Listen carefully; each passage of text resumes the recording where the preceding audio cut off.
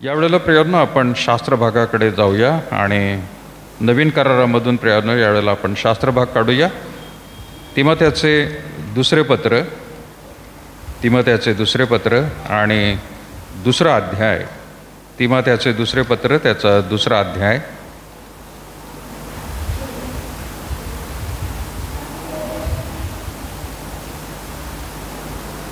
वीस वचनापासून प्रियांनो आपण वाचूया. 20 वचनापर्यंत 26 वचनापर्यंत प्रियांनो आपण वाचणार आहोत. तिमोथेला दुसरे पत्र त्याचा दुसरा अध्याय आणि 20 पासून 26 पर्यंत. कोणी वाचेल मराठीमध्ये मोठ्याने? दुसरं कोणाला वाचू द्या. अंकल नेहमी वाचतात. अजून कोण आहे का? कोणीतरी वाचावं. ज्यांनी वाचलं नाही अशा लोकांनी वाचावं.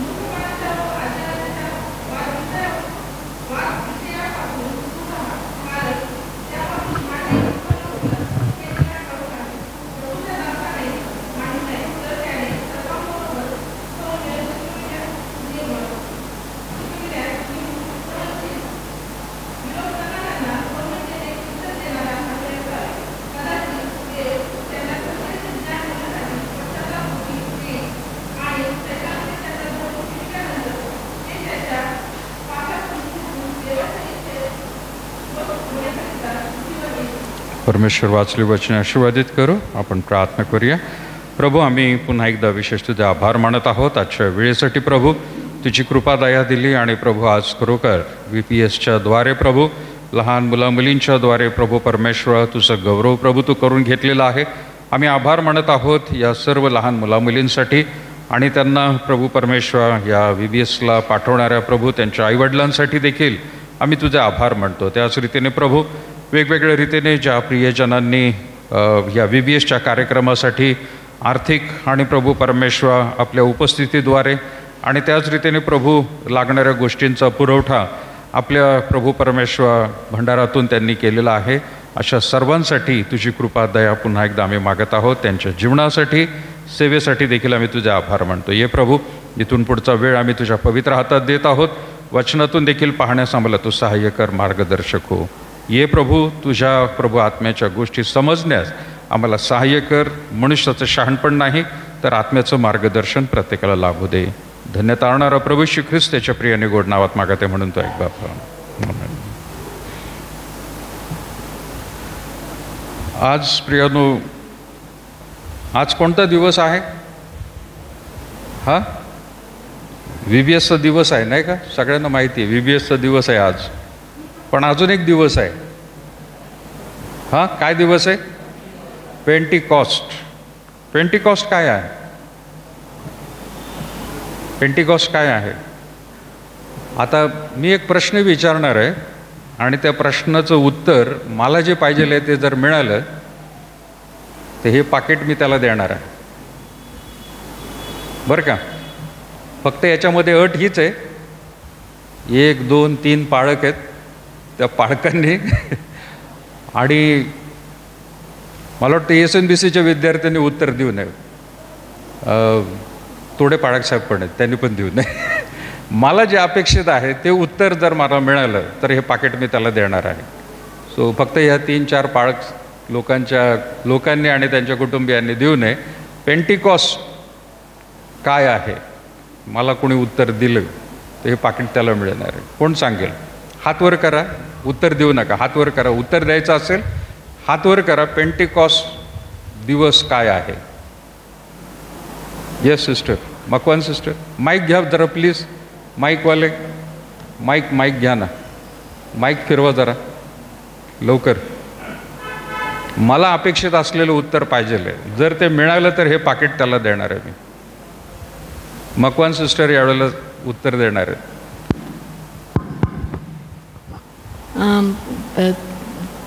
प्रभू येशूचं जेव्हा स्वर्गारोहण झालं 50व्या दिवशी सगळे शिष्य एका रूममध्ये एकत्र झाले होते आणि पवित्र आत्मा त्यांच्यावर आला. येस, त्या दिवसाला पेंटिकॉस्ट. Okay, thank you. उत्तर बरोबर आहे, पण मला जे अपेक्षित आहे अजून मिळायला पाहिजे. अजून कोण आहे? हात वर करून सांगा. दामले सिस्टर, माईकमध्ये बोला, सगळ्यांना आवाज जायला पाहिजे. प्रभू येशूचं पुनरुत्थानानंतर 50वा दिवस. ओके, अजून? पेंटिकॉस्ट. उत्तर बरोबर आहे, पण मला जे अपेक्षित आहे त्याला पाकिट देणार आहे.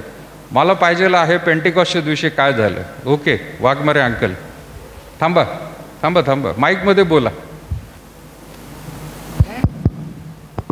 थोमा तिथे आला आणि येशूला सांगितलं, येशूने त्याला सांगितलं, बघ माझ्या हातात हे खिळ्याचे वन. बरोबर. अजून कोणी? अजून कोण आहे? पेंटिकॉस्टचा दिवस, त्या दिवशी काय झालं? त्या दिवशी काय झालं? पेंटिकॉस्टच्या दिवशी काय झालं? काय दिवस येतो? 50व्या दिवशी ज्यावेळेस त्याचे शिष्य एका रूममध्ये बसले होते प्रार्थना करीत, त्या दिवशी पवित्र आत्मा म्हणजे कैवारी जो म्हटलेला तो त्याच्यावर, त्या प्रत्येकावर उतारला, त्याला पेंटिकॉस्ट दिवस. गुड, व्हेरी नाईस, थँक्यू, आभार मानतो. अजून? अजित, चान्स घ्यायचा आहे. कुणाला अजून चान्स घ्यायचा आहे? हात वर करा फक्त. पवित्र आत्म्याकडून प्राप्त झालेली दानं त्या दिवशी मनुष्यांना भेटले. Okay, thank you. अजून कोण?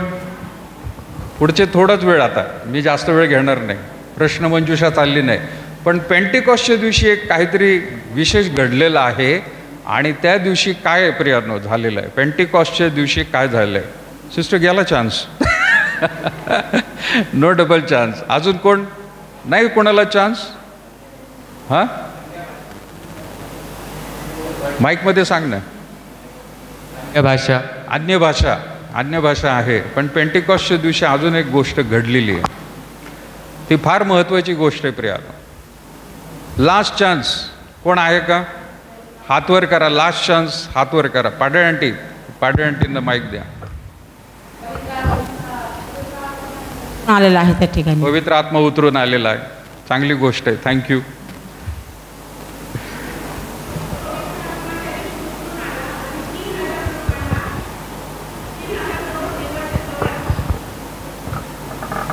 जवळ आलेत आणि तुम्ही पण फार जवळ आहात मला अपेक्षित असलेल्या उत्तराचं. खूप जवळ आहात तुम्ही, पण मला पाहिजे आहे ते उत्तर अजून मिळत नाही आहे. तुम्ही खूप जवळ आलात. हे उत्तर जे होतं अगदी जवळ आहे, पण लोकांच्या लक्षात येत नाही त्या दिवशी काय आहे. ओके, थँक्यू, सगळ्यांचे आभार. हे पाकिट माझ्याकडेच राहतं.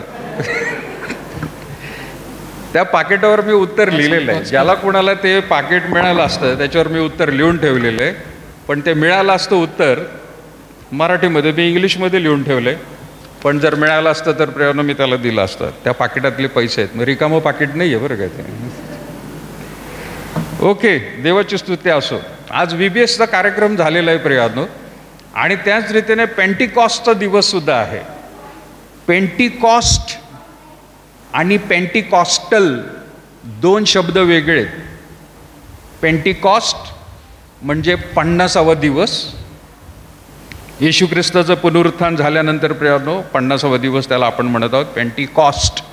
आणि पेंटिकॉस्टल ल लावला शेवटी, तर ती एक प्रकारची संस्था आहे किंवा विश्वास ठेवणारे काही लोक आहेत की जे म्हणतात की त्या दिवशी नुसतंच पवित्र आत्मा उतरलाच, पण त्या दिवशी अन्य भाषेमध्ये बोलायला लागले. तशाच प्रकारची भाषा आजसुद्धा जर तुम्हाला येत असेल अन्य भाषा, तर तुम्हाला पवित्र आत्मा मिळाला आहे, असा विश्वास ठेवणारे लोक म्हणजे पेंटिकॉस्टल. आपण त्यापैकी नाही आहे. आपण म्हणतो देवाचा आत्मा मिळाला, त्याचं चिन्ह म्हणजे अन्य भाषेतच बोललं पाहिजे असं नाही. देवाने वेगवेगळ्या गोष्टी दिलेल्या आहेत, ती कृपादानं मिळालेली आहेत, त्याचं जीवन बदललेलं आहे, आणि तशा प्रकारचं जीवन दिसत असेल तर आपण म्हणतो की त्याला देवाचा आत्मा मिळाला. सो पेंटिकॉस्ट वेगळा आहे आणि पेंटिकॉस्टल शब्द वेगळा आहे. आज कोणतंही गोष्ट प्रियांनो, कोणाच्या आता लक्षात आलं का VBSचं थीम काय होतं? शेवटी एक गाणं गायलं त्यांनी, मानाचे पात्र. इंग्लिशमध्ये त्याला म्हटलेलं आहे ऑनरेबल वेसल. सो मला असं वाटत होतं आज की कदाचित वेळ नाही आहे आपल्याकडे संदेश द्यायला, पण VBSचा कार्यक्रम झाला, पण त्याच रीतीने VBSचाच कार्यक्रम आहे तर असं नाही तर पेंटिकॉस्टचा दिवस आहे म्हणून त्याच्याबद्दल सुद्धा बोललं पाहिजे. आणि म्हणून संदेश घ्यायची मला असं वाटलं की गरज आहे. तर आपण सुद्धा तो शास्त्रभाग वाचलेला आहे, 2 तिमोथी त्याचा प्रियांनो 2रा अध्याय, 2 तिमोथी त्याचा 2रा अध्याय आणि त्याचं 21 वचन कोणीतरी मोठ्याने वाचलं. आता 21 वचन कोणीतरी मोठ्याने वाचा. 2 तिमोथी 2रा अध्याय आणि 21 वचन काय म्हटलंय तिथं?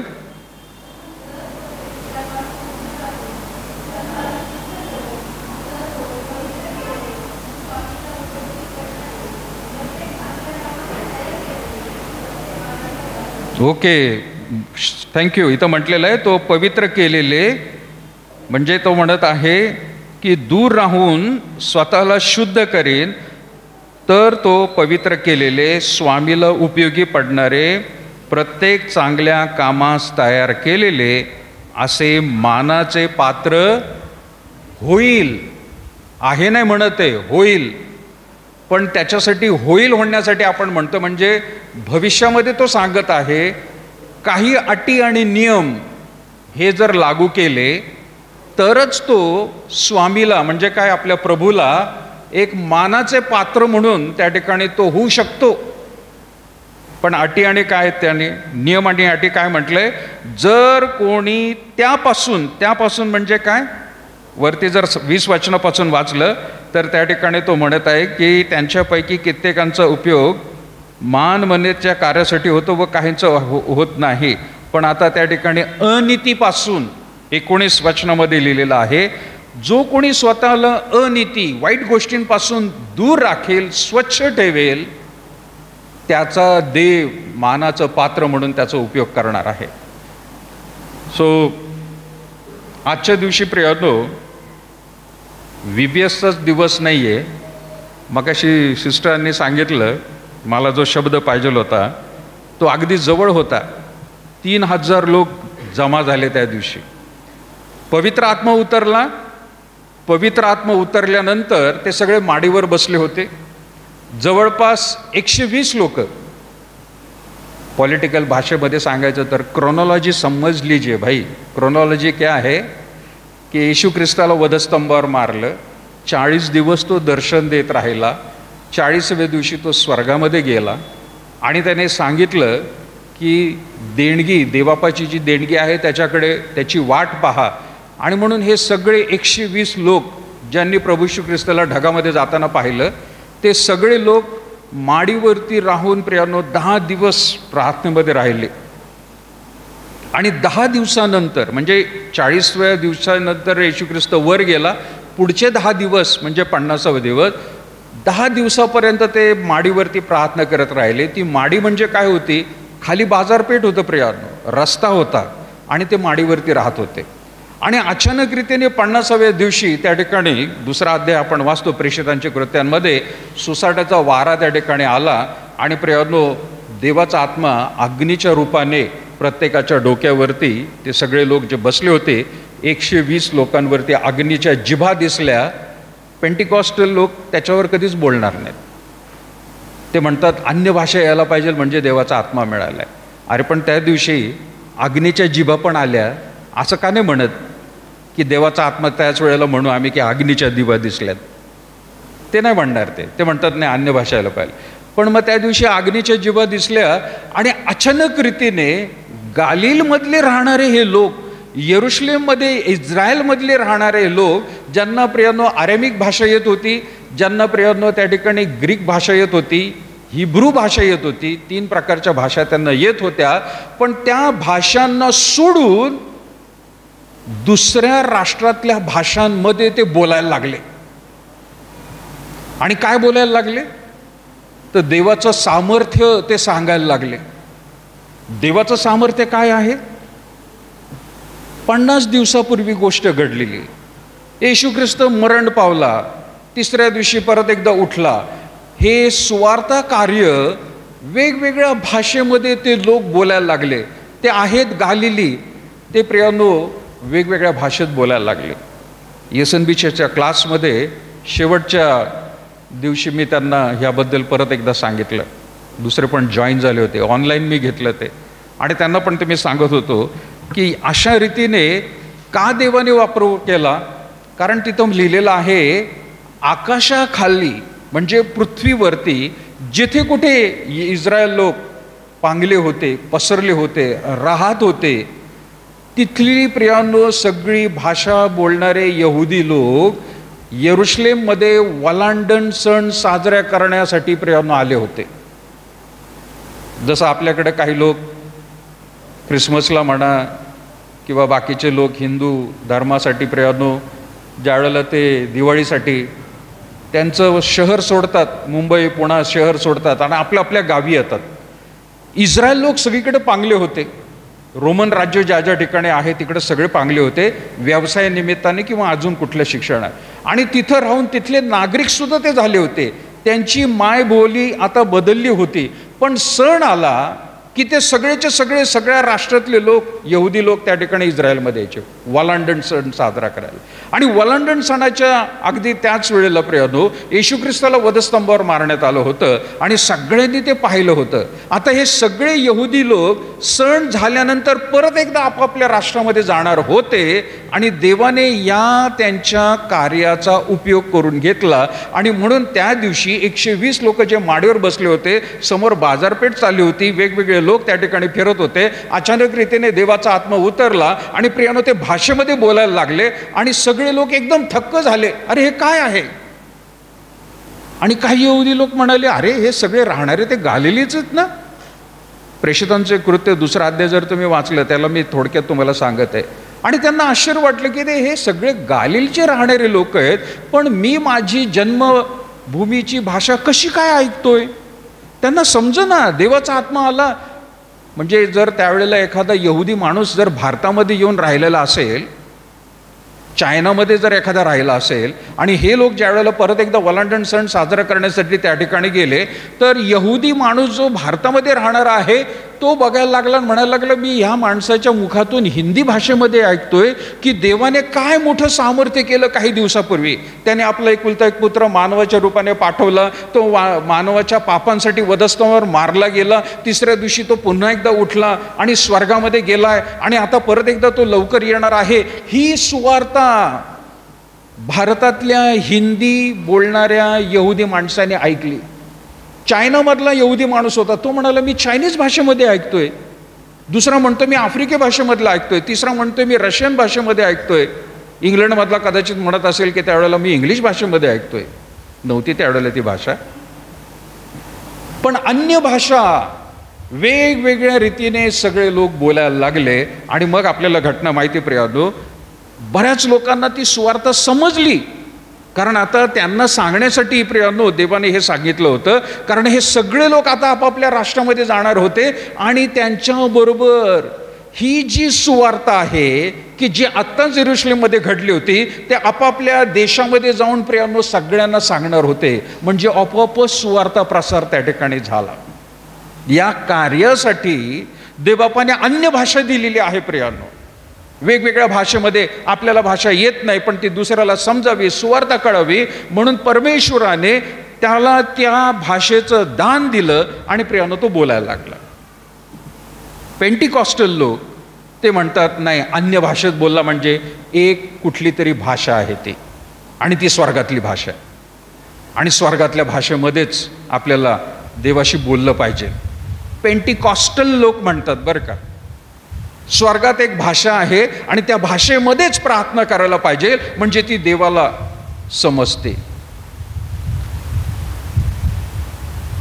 का बरं देवाला समजते ती? त्याला मराठी येत नाही, त्याला हिंदी येत नाही, त्याला इंग्लिश येत नाही. अरे भाषेचा उगम कोणी केला? कुठं केला? देवानेच भाषेचा उगम केलेला आहे. आणि फक्त हे पवित्र शास्त्र प्रियानो सांगू शकतं की भाषेचा उगम आपल्या देवाने केलेला आहे. दुसरे कुठलेही धर्म घ्या, ग्रंथ घ्या, कुठेही लिहिलेलं नाही भाषा कुठून आल्या म्हणून. लोक कुठून आले प्रियानो कदाचित काही सांगतील, पण भाषा कुठून आली? वेगवेगळ्या भाषा. बायबल सांगतं प्रियानो भाषेचा उगम कुठं झाला? बाबेल बुरुजाच्या इथे लोक एकत्र मिळून बाबेल बुरुज बांधत होते आणि त्यांना वाटत होतं की आपण स्वर्ग गाठूया. त्यांचा उद्देश चुकीचा होता. देवाने असं काही त्यांच्यावरती केलं की त्यांच्या सगळ्यांची एकच भाषा होती, आता ते वेगवेगळ्या भाषेमध्ये बोलायला लागले. त्यांना एकमेकाला काही समजेना आणि ते सगळीकडे पांगले प्रियानो. आणि मग त्यांची राष्ट्र प्रियानो तयार झाली. अरे ज्या देवाने भाषेचा उगम केलेला आहे त्याला मराठीमध्ये आपली प्रार्थना ऐकता येत नाही? आपल्या पूर्वजांनी प्रियानो जी काय मराठी तुटकी मुटकी होती किंवा काही चांगली गोष्टी असतील, काही त्यांची प्रार्थना देवाने ऐकली नाही? देवानेच प्रियानो त्या भाषा निर्माण केलेल्या आहेत. पण त्यांच्यासाठी काय आहे प्रियानो? अजून एक पेंटिकॉस्टल लोक काय सांगतात, नाही नाही नाही ती अन्य भाषा म्हणजे स्वर्गातली भाषा आहे, देवदूत आणि देव त्यांच्यामधली ती भाषा आहे, त्या भाषेमध्ये तुम्ही सुद्धा बोललं पाहिजे म्हणजे सैतानाला काही कळत नाही आपण काय बोलतोय ते. गपचूप बोलतो आपण देवाला अन्य भाषेमध्ये. प्रश्न हा पडतो, तो सैतान पूर्वी कुठं होता? कुठं होता? सैतान कोण होता आधी? स्वर्गदूत होता, देवाचा दूत होता. मग त्याला त्यातली भाषा माहीत नाही तिकडची? त्याला भाषा माहिती आहे तिकडं काय? का स्वर्गदूत देवाने त्या सैतानाला खाली ढकलल्यानंतर बँड बदलला म्हणजे काय? भाषा बदलून टाकली, आता त्याला कळू नये असं कुठं दिलंय बायबलमध्ये?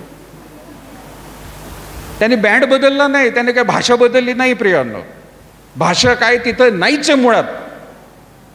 स्वर्गामध्ये कुठली तरी एक पर्टिक्युलर भाषा नाहीच आहे, पण कम्युनिकेशन आहे. दळणवळण आपण म्हणतो, संभाषण, तिथं लोक येत जातात, देवदूत म्हटलेलं आहे, पण आपल्याला माहीत नाही प्रियांनो. हा पाऊल एका ठिकाणी म्हणतो करींच्या 13व्या अध्यायामध्ये, मी माणसांची आणि देवदूतांची भाषा बोललो. ते एक हायपरबोला आहे, म्हणजे काय अतिशोक्तीपणा सांगितलंय त्याच्यामध्ये.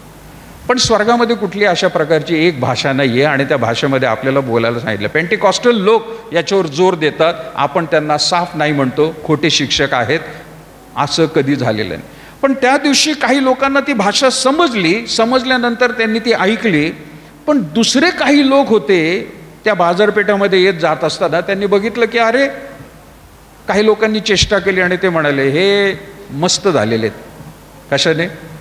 दारू पिऊन मस्त झालेत. कारण त्यांना समजेना ते काय बोलतायत, ते त्यांना काहीच कळत नाही.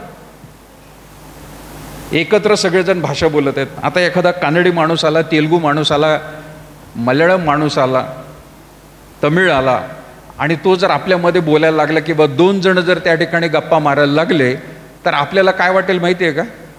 कसं वाटतं? एखाद्या ग्लासमध्ये 2-3 दगड घातले तर हलवलं ना, कडकडकडकडकडकडकडकडकड, आपण म्हणतो हे काय बोला, ही अशी काय भाषा आहे का? काही कळत नाही आपल्याला, काय बोलतात. अक्षर काही लोकांना वाटलं ते 120 लोक बोलत असताना आणि म्हणून ते म्हणाले हे दारूने मस्त झालेले. पण तीच गोष्ट पेत्राने ऐकली आणि त्यावेळेला प्रियानो तो एवढ्या लोकसमुदायामध्ये उभा राहून संदेश द्यायला सुरुवात केली. इस्रायलचेच लोक आहेत, यहुदीच लोक आहेत, त्यांना देवबापाचा आत्मा माहिती आहे, त्यांना पवित्र आत्मा सुद्धा माहिती आहे. पण याच यहुदी लोकांनी प्रभू येशू ख्रिस्ताला वधस्तंभावर मारलं होतं. म्हणून पेत्र तो चान्स घेतो आणि इतका मोठा संदेश देतो प्रियानो. 2ऱ्या अध्यायामध्ये इतका मोठा संदेश देतो की तिथं म्हटलेलं आहे की त्यांच्या अंतःकरणाला नंतर चुटपुट लागली. अरे बापरे, आम्ही काय केलं? हे तो देवाचा पुत्र होता आणि आम्ही त्याला वधस्तंभावर मारलं. मग ते पेत्राकडे म्हणाले की आम्ही काय करावं? पेत्र त्यांना म्हणतो प्रभू येशू ख्रिस्ताच्या नावाने बाप्तिस्मा घ्या, म्हणजे तुमच्या पापांची क्षमा होईल आणि पवित्र आत्म्याचं दान तुम्हाला सुद्धा मिळेल. त्याच्यामधून अजून एक संस्था बाहेर आली. प्रेषितांचे कृत्य 2रा अध्याय 32 वचनामध्ये की पेत्र म्हणतो त्या ठिकाणी येशूच्या नावाने बाप्तिस्मा घ्या. आली अजून एक संस्था, ओनली जीजस. ओनली जीजस काय? फक्त येशूच्या नावाने बाप्तिस्मा घ्या. तिथं लिहिलेलं आहे. पेत्रस स्वतः सांगतोय, ज्याच्या हातामध्ये किल्ल्या दिल्या होत्या परमेश्वराने, तो स्वतः बोलतोय येशूच्या नावाने बाप्तिस्मा घ्या. अरे तुम्ही काय पिता पुत्र पवित्र आत्म्याच्या नावाने बाप्तिस्मा घेता? येशूच्या नावाने बाप्तिस्मा घ्या त्याने सांगितलेलं आहे. खोटे शिक्षक. Only Jesus. अरे ते यहुदी आहेत सगळे, त्यांना पिता चांगला माहिती आहे, त्यांना पवित्र आत्मा चांगला माहिती आहे. त्यांना माहीत नव्हतं तो येशू होता आणि त्या येशूचा त्यांनी स्वीकार करावा. म्हणून प्रियांनो त्या ठिकाणी तो म्हणाला येशूच्याच नावाने तुम्हाला बाप्तिस्मा घेण्याची गरज आहे. त्या लोकांनी पश्चाताप केला प्रियांनो, आणि मग मगाशी उत्तर मिळालं आपल्याला. किती माणसं आली तिथं? 3000 लोकांची भर पडली. आणि प्रियांनो मंडळीचा जन्म त्या दिवशी झाला. आणि माझ्या कागदावरती म्हणून मी लिहून ठेवलं होतं, Pentecost, the birth of the church. मंडळीचा जन्म त्या दिवशी झाला. अगदी बरोबर जवळ आला होतात सगळे, देवाचा आत्मा मिळाला, सगळं मिळालं, पण मंडळीचा जन्म त्या दिवशी झालेला आहे प्रियांनो. म्हणजे आजच्या दिवशी ज्याला आपण पेंटिकॉस्ट म्हणतो तो प्रियांनो वाढदिवस आहे, मंडळीचा वाढदिवस आहे प्रियांनो. सुरुवात मंडळी म्हणून प्रियांनो लोक एकत्र यायला लागले. आणि सुरुवातीलाच प्रियांनो जी मंडळी होती 3000 लोक पेत्राच्या संदेशाला प्रतिसाद दिला. आणि ते स्वरूप प्रियांनो पुढे जाऊन मंडळी झाली. आणि प्रियांनो आजपर्यंत मंडळी म्हणून सगळीकडे पांगलेली आहे. सो पेंटिकॉस्ट हा प्रियांनो दिवस मंडळीचा जन्म आहे. पवित्र आत्मा उतरला, अगदी बरोबर आहे. अन्य भाषेमध्ये बोलले ते अगदी बरोबर आहे. तुम्ही जेवढ्यांनी उत्तर दिली सगळे बरोबर होते. पण महत्त्वाचा मुद्दा जो आहे त्या दिवशी मंडळीचा जन्म झालेला आहे. थोडक्यात अजून एका दुसऱ्या भाषेमध्ये आपल्याला म्हणता येईल प्रियांनो की पेंटिकॉस्ट म्हणजे स्वर्गाने पृथ्वीचं चुंबन घेतलं त्या दिवशी. स्वर्गाने पृथ्वीचं चुंबन घेतलं की आतापासून हे माझे लोक आहेत, आतापासून हे निवडलेले, स्वतःला वेगळं केलेले, पवित्र केलेले माझे असे हे लोक आहेत. यांना मी माझा आत्मा देईल आणि ते माझ्या सेवा कार्याला पुढे घेऊन जातील प्रियांनो. पवित्र आत्मा तेवढ्यासाठी प्रियांनो दिलेला आहे. आणि परत एकदा म्हणतो मी की आपल्या विशेष करून नगरमधल्या लोकांसाठी की अन्य भाषा बोलणंच नाही, पण पवित्र आत्मा प्रियांनो हा कुठल्या ब्रदरला, सिस्टरला, पाळकाला दिलेला नाही, तर तो त्यांना तर मिळालाच आहे, पण बाकी सगळ्यांना देवाने दिलेला आहे. जे जे प्रियांनो खरंच पश्चाताप करतील, प्रभू येशू ख्रिस्ताकडे आपल्या पापांची कबुली करतील, प्रभू येशू ख्रिस्तालाच आपला देव म्हणतील प्रियांनो, अशा सगळ्यांना पवित्र आत्मा मिळाला आहे. आणि तो पवित्र आत्मा त्यांना प्रत्येकाला एक विशेष कृपादान देतो प्रियांनो. कशासाठी? फक्त अन्य भाषाच कृपादान दिलेलं नाहीये. कोणाला प्रार्थनेचं दिलंय, कोणाला निरीक्षणाचं दिलंय, कोणाला प्रियांनो शिक्षणाचं दिलेलं आहे. वेगवेगळी कृपादान प्रत्येकाला दिली आहेत, मंडळीतल्या सगळ्यांना दिलेली आहेत. त्या सगळ्यांनी ते ओळखायचं आहे मला कोणतं कृपादान मिळालंय, आणि त्या कृपादानाला ओळखल्यानंतर मंडळीमध्ये त्याचा उपयोग करायचा आहे. रविवारच्या दिवशी म्हणा किंवा आठवड्याच्या दिवशी मंडळी म्हणून प्रियांनो एकत्र आणलेली. सो परमेश्वराने मंडळी म्हणून प्रियांनो आपल्याला त्या ठिकाणी जन्म दिलेला आहे त्या दिवशी. आणि खास करून ह्या पेंटिकॉस्टच्या दिवशी आपण म्हणत आहोत प्रियांनो की ज्याला आपण VBSचं आपण प्रियांनो घोषवाक्य त्यांचं किंवा थीम ज्याला म्हटलेलं आहे, ऑनरेबल वेसल, मानाचे पात्र. मंडळी मधले प्रत्येक जण मानाचे पात्र आहेत. मानाचे पात्र फक्त पाळक नाहीये, पाळकीनबाईच नाहीये, पंचमंडळच नाहीये. प्रत्येक जण जो या ठिकाणी बसलेला आहे की ज्याचा ज्याचा बाप्तिस्मा झालेला आहे तो मानाचे पात्र आहे. आणि परमेश्वराची पहिल्यापासून इच्छा होती की त्या पात्रामध्ये जाऊन मी वास्तव्य करावं. उत्पत्तीच्या पुस्तकामध्ये प्रियांनो जेव्हा आपण पाहतो की परमेश्वराने मानवाला घडवलं, त्याच्या नाकपुड्यांमध्ये प्रियांनो श्वास घातला, त्याला रिकामं ठेवलं नाही. चिखलापासून बनवलं ना त्याने. कोणाला बनवलं? आदमाला आणि हवेला सुद्धा बनवलं, चिखलातून बनवलं आणि नुसतेच ते जिवंत झाले असं नाही, त्यांना रिकामं ठेवलं नाही. आज वेगवेगळी पात्र प्रियांनो आपल्याला दिसतात, ते रिकामे दिसतात, पण ते भरले जावेत. मगाशी एक सुंदर नाटिका 3 मुलींनी त्या ठिकाणी केली. एक चांगलं धुतलेलं पात्र आहे, त्याच्यामध्ये पाणी ओतलं जातं, पण दुसरं प्रियांनो जे घाण आहे त्याच्यामध्ये पात्रामध्ये ओतलं जात नाही पाणी प्रियांनो. का तर ते स्वच्छ नाहीये. ओतलेलं पाणी सुद्धा घाण होऊन जाईल म्हणून ते त्यामध्ये काहीच ठेवत नाही. पण ज्यावेळेला ते पात्र स्वतःला स्वच्छ करतं त्यावेळेला प्रियांनो परत एकदा पाणी घातलं जातं. देवाने प्रियांनो त्यांना रिकामं ठेवलं नाही, त्यांना प्रियांनो आपला श्वास दिला, ते जिवंत झाले. देवाच्या सान्निध्यामध्ये रोज प्रियांनो देव त्यांना भेटायला यायचा. पण पापामुळे आणि या सैतानामुळे प्रियांनो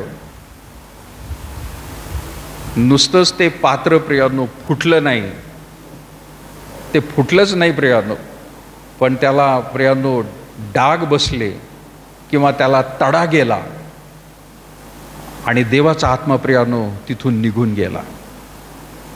वारंवार ह्या देवाने प्रयत्न केला प्रियांनो की ह्या पात्रामध्ये परत एकदा मी यावं. आणि आपल्याला प्रियांनो गोष्ट चांगली माहिती आहे की त्याने प्रियांनो परमेश्वराने आपली उपस्थिती लोकांमध्ये दाखवण्यासाठी सभा मंडप त्या ठिकाणी केलेला आहे. निवास मंडप त्याला आपण म्हटलेलं. जर निर्गमाचं पुस्तक काढलं तुम्ही प्रियांनो, माझ्याबरोबर निर्गमाचं पुस्तक काढा. निर्गम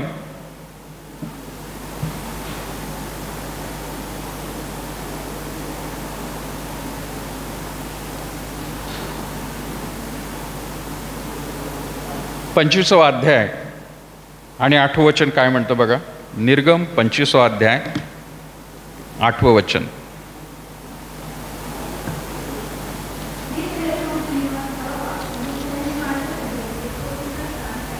येस,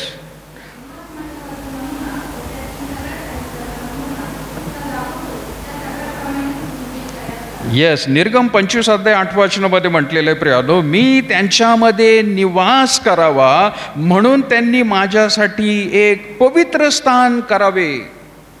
एदेन बागेमध्ये त्या आदम आणि हवेला प्रियांनो बनवलं, पण पापामुळे प्रियांनो त्या पात्राला तडा गेला आणि तडा गेल्यानंतर प्रियांनो पवित्र आत्मा तिथून निघून गेला. पण परमेश्वराची सारखी वारंवार इच्छा होती की यांच्यामध्ये माझं खरंच वास्तव्य असावं.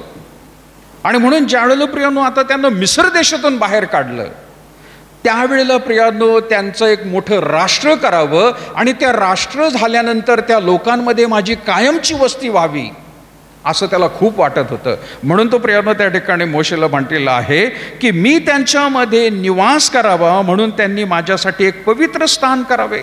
देवाला वाटत होतं आणि त्याची सगळी प्रियांनो प्लॅनिंग आराखडा मोशेला त्या ठिकाणी प्रियांनो TV सारखा दाखवला त्याने सिनाय पर्वतावर. हे बघ, हे सगळं असं आहे. आणि मोशेने ते पाहिलं आणि अगदी तसंच्या तसं प्रियांनो त्याने बांधायला सुरुवात केली.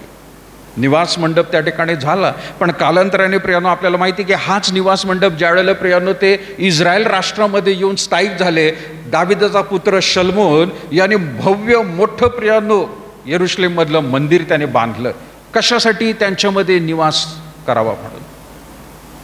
पण पुढे जाऊन प्रियांनो आपल्याला माहिती आहे देव सुद्धा म्हणाला त्याच्यामध्ये, मनुष्याच्या हातांनी बांधलेल्या निवासस्थानामध्ये मी राहणार नाही.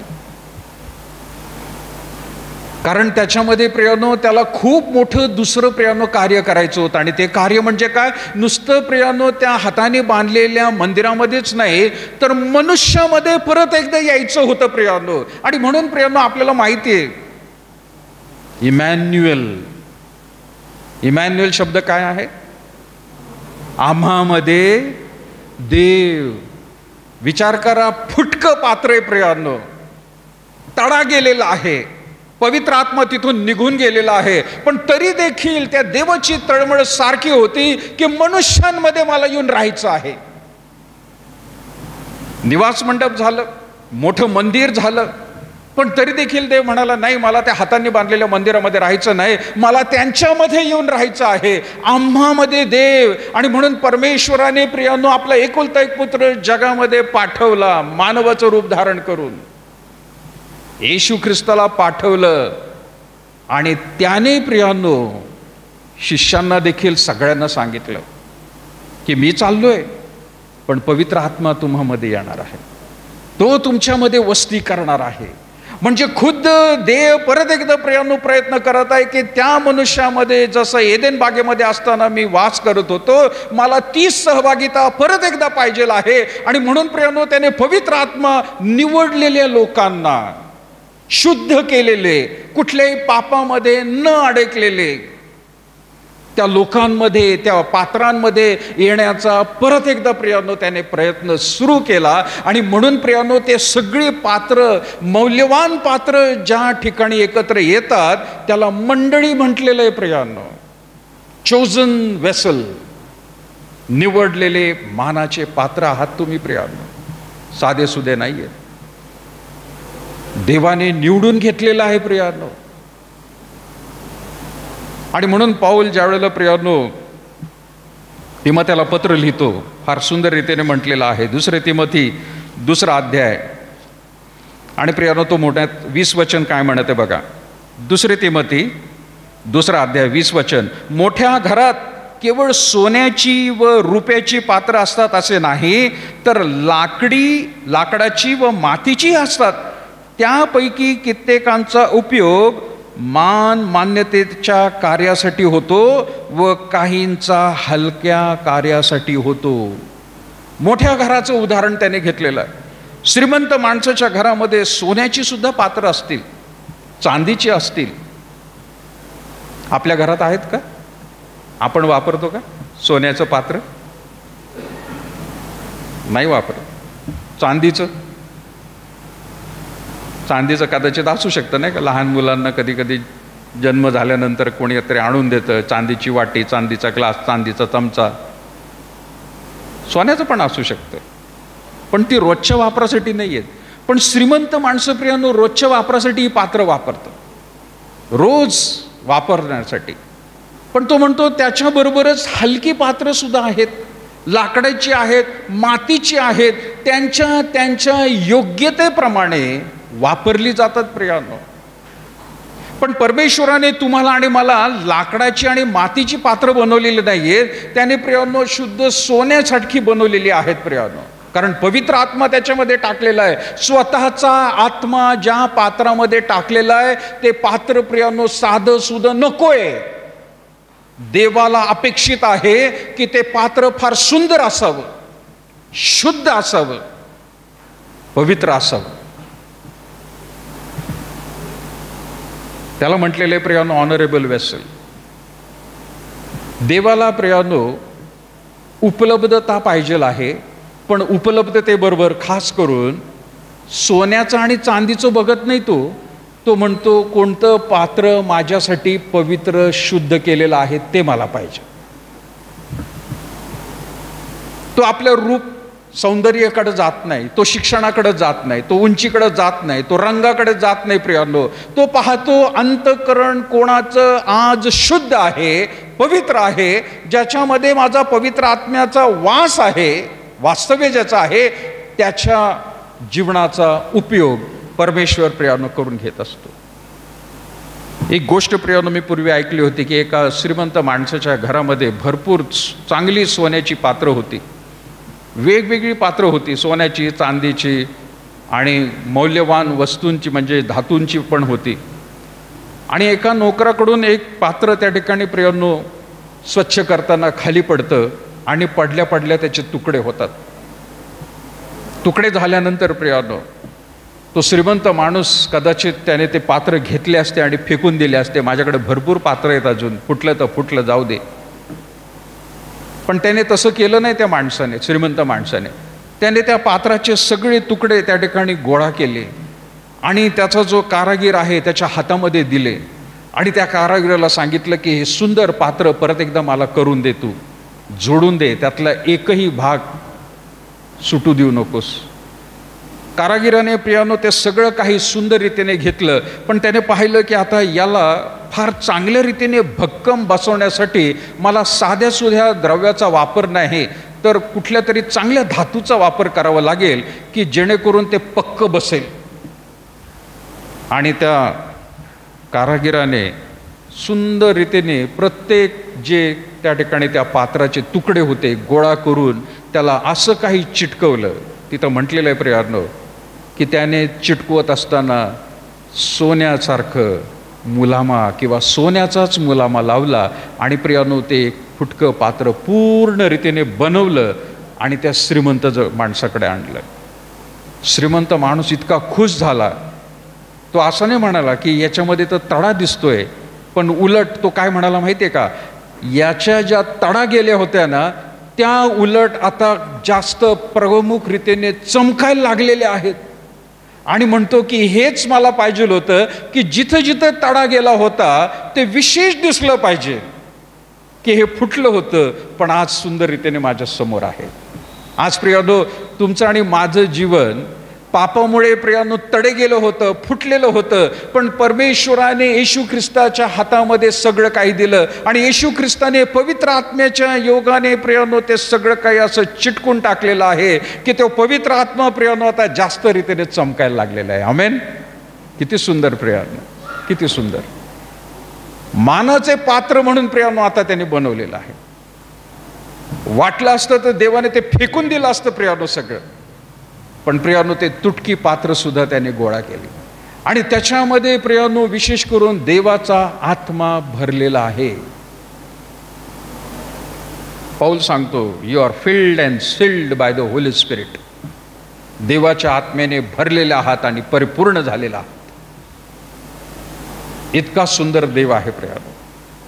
त्यावेळेला प्रियानो आपण म्हणतो की होय, देव आपल्याला बोलवत आहे सेवा कार्यासाठी. यशाचं पुस्तक काढूया प्रियानो, 6वा अध्याय आणि त्याचं 8वं वचन काय म्हटलंय बघा. यशाचं पुस्तक त्याचा 6वा अध्याय आणि 8वं वचन काय म्हटलंय.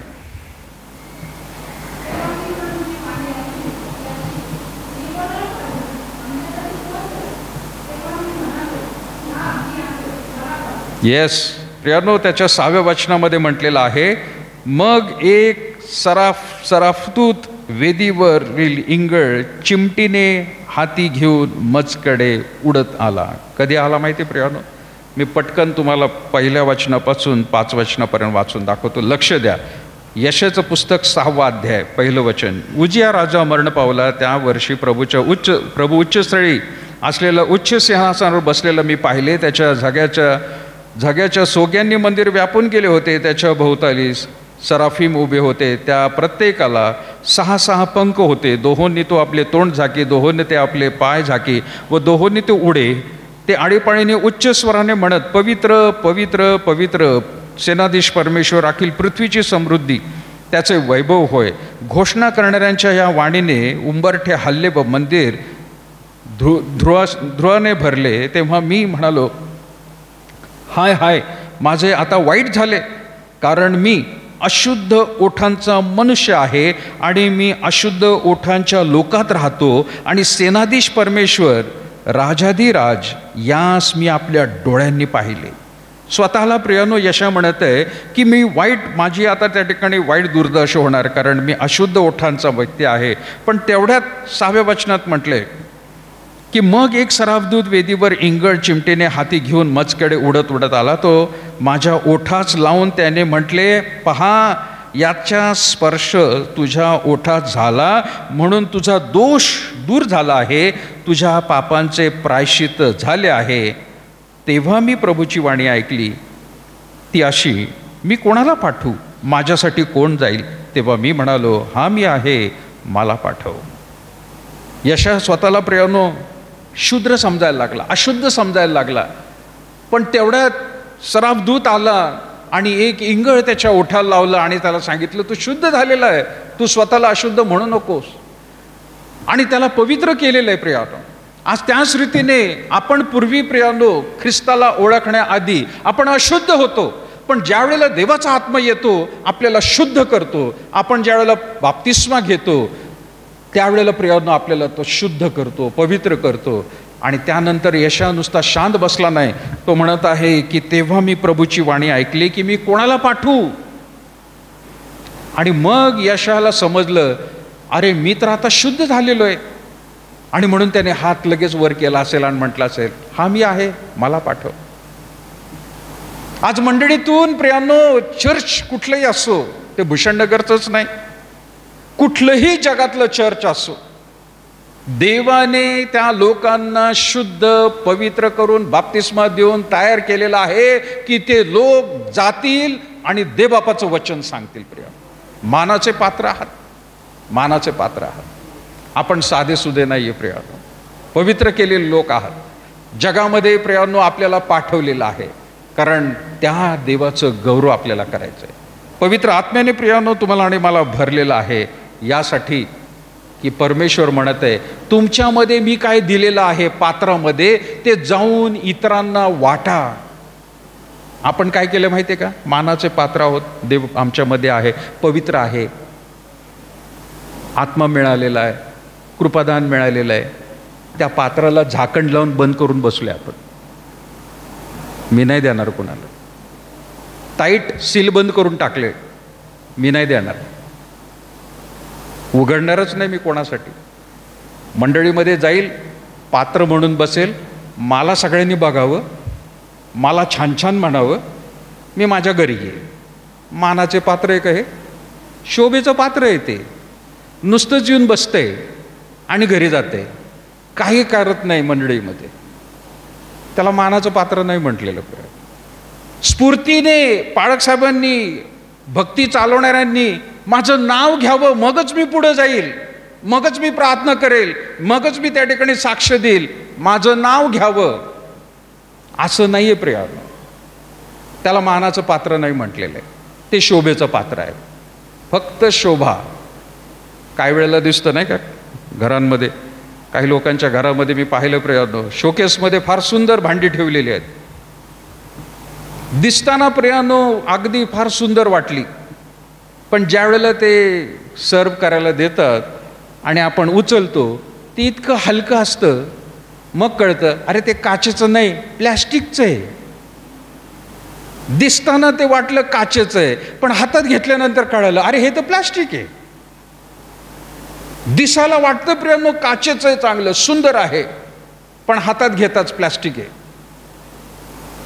देव आज प्रियानो शोभेचे पात्र बनवण्यासाठी आपल्याला जगात पाठवलेलं नाहीये. आपल्या पात्राचा उपयोग व्हायला पाहिजे, त्यासाठी देवाने पाठवलेलं. परमेश्वर करू प्रियानो. मला खूप काही अजून गोष्टी सांगायच्या होत्या, पण आपल्याकडे वेळ संपलेला आहे. पण आपण लक्षात घ्यायला पाहिजे, पेंटिकॉस्टचा दिवस पण आहे आणि VBSचं प्रियानो मानाचे पात्र म्हणून दोन गोष्टी आपण एकत्र केलेल्या आहेत. मानाचे पात्र आणि शोभेचे पात्र फरक आहे प्रियानो. काही हलक्या कामासाठी वापरले जातील, पण आपल्याला प्रियानो देवाने उच्च गोष्टींसाठी बनवलेलं आहे. आपल्याला प्रियानो देवबाप म्हणत आहे की तुम्ही माझी सेवा करा. आपल्या घरामध्ये भरपूर दुसरी भांडी आहेत प्रियानो. सगळीच भांडी आपण नेहमी वापरतो असे नाही, स्त्रिया सगळ्याच वापरतात असं नाही. काही भांडी आहेत की कदाचित त्यांना बसल्या बसल्या गंज लागलेला आहे, बसल्या बसल्या गंज पकडला त्यांनी, ते काहीच उपयोगाचं नाही. त्याला कोणी काढून घासणार नाही प्रियानो आणि मग वापरणार नाही. एखादी स्त्री जेवण बनवायला जेव्हा घेते, विशेष करून आजच्या दिवशी रविवारी बिर्याणी जर बनवायची असेल, तर तेच भांडं प्रियानो उचलेल, तोच चमचा उचलेल की जो स्वच्छ आहे. जे भांडं स्वच्छ आहे ते जर तुमच्या बेसिनमध्ये पडलेलं आहे, खरकटं पडलेलं आहे, मोरीमध्ये ठेवलेली आहेत भांडी सगळी, बाहेर पडलेली आहेत, तर ती बाई गॅसवरती चालू असताना मसाला करताना भांडी घासायला घेईल का? नाही, मला हे महत्त्वाचं आहे पात्र. ती म्हणेल ते सोड, तो चमचा सोड, ते सोड, दुसरा जो असेल चांगला, तो चांगला स्वच्छ असलेला धुतलेला तो घेईल आणि लगेच सुरू करेल प्रियानो. देवबाप तसा आहे प्रियानो. मंडळीतले प्रियानो काही भांडी असतील ती गंज पकडलीत बसल्या बसल्या, काही आहेत की ते वापरली गेली पूर्वी पण नंतर खरकटी म्हणून कडक झालेली आहेत, त्याला वापरता येत नाहीये. दर दिवशी पात्र स्वतःचं स्वच्छ ठेवणं प्रियानो गरजेचं आहे.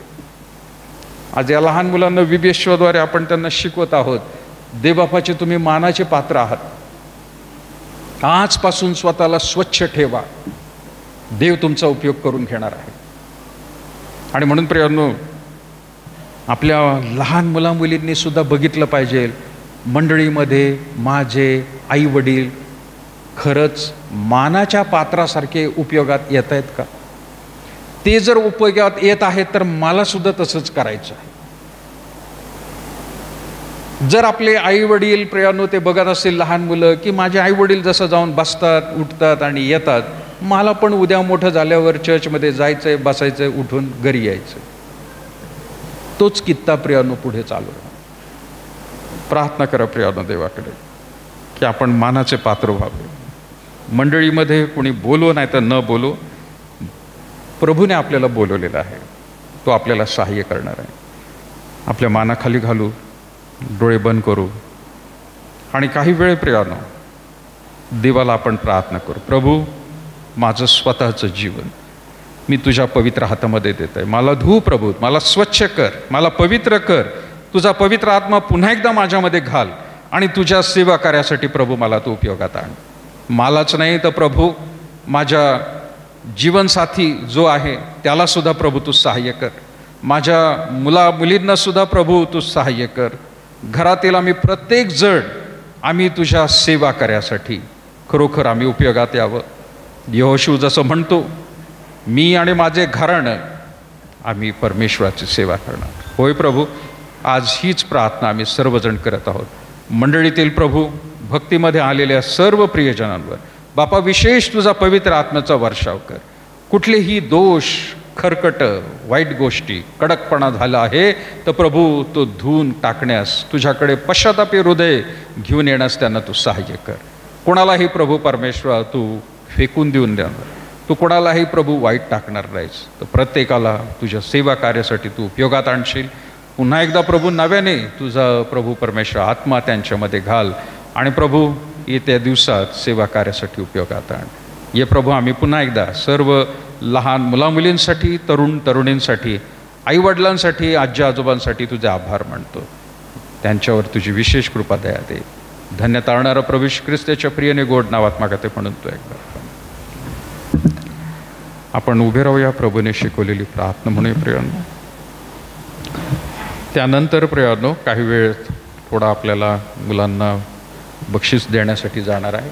पुढचा वेळ झोंबाडे ब्रदर आणि पाळकीनबाई यांच्या हातात देईल। आपण प्रभूची प्रार्थना म्हणूया।